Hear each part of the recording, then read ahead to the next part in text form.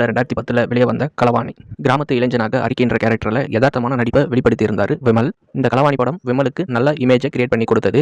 இதற்கடுத்து அவர் நடித்த ஒரு சில படங்கள் தோல்வி படங்களாகவும் ஒரு சில படங்கள் வெற்றி படமாகவும் அமைந்தன. கொஞ்ச நாளாகவே விமல் நடித்த படங்கள் எதுவும் சரியாக போகாததால் களவாணி 2 படத்தில் நடிக்க ஆரம்பித்தார். களவாணி 2 கை கொடுக்கணும்னு நினச்சி அரசியலில் குதிச்சார் விமல். அப்படி அரசியல் கதையில் நடித்த படம் தான் களவாணி 2.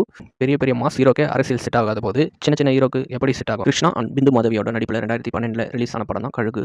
கிருஷ்ணா நடித்த படங்கள்லேயே கழுகு மட்டும்தான் அவருக்கு வெற்றி படமாக அமைந்தது. கழுகுன்ற வெற்றி படத்தை தொடர்ந்து அடுத்தடுத்து படங்களில் நடிக்க ஆரம்பித்தார் கிருஷ்ணா. எந்த படமும் சரியாக போகல. அடுத்து நாம நடித்த படங்கள்லேயே கழுகு படம் மட்டும்தான் வெற்றி படம்ன்றதுனால கழுகு பார்ட் 2 எடுக்க ஆரம்பிச்சார். கடைசியில் கிருஷ்ணாவுக்கு கழுகு 2வும் கை கொடுக்கல. 2009 சுசீந்திரனோட டைரக்ஷனில் கபடியை பேஸ் பண்ணி வந்த படம் தான் வெண்ணிலா கபடி குழு. இந்த படத்தில் விஷ்ணு விஷால், பரோட்டா சூரின்னு நிறைய பேர் நடிச்சிருப்பாங்க. படமும் மக்களிடையே நல்ல வரவேற்பை பெற்றது. இதே படத்தை 10 வருஷம் கழிச்சு 2019 வெண்ணிலா கபடி குழு பார்ட் 2ன்னு எடுத்தாங்க. இந்த படத்தில் ஹீரோவா விஜயோட தம்பி விக்ராந்த் நடிச்சிருந்தாரு. இந்த படமும் கபடியை பேஸ் பண்ணி தான் வந்திருந்தது. கடைசியில் ஒரு ஆவரேஜ் ஹிட் மட்டும் தான் கொடுத்தது இந்த வெண்ணிலா கபடி.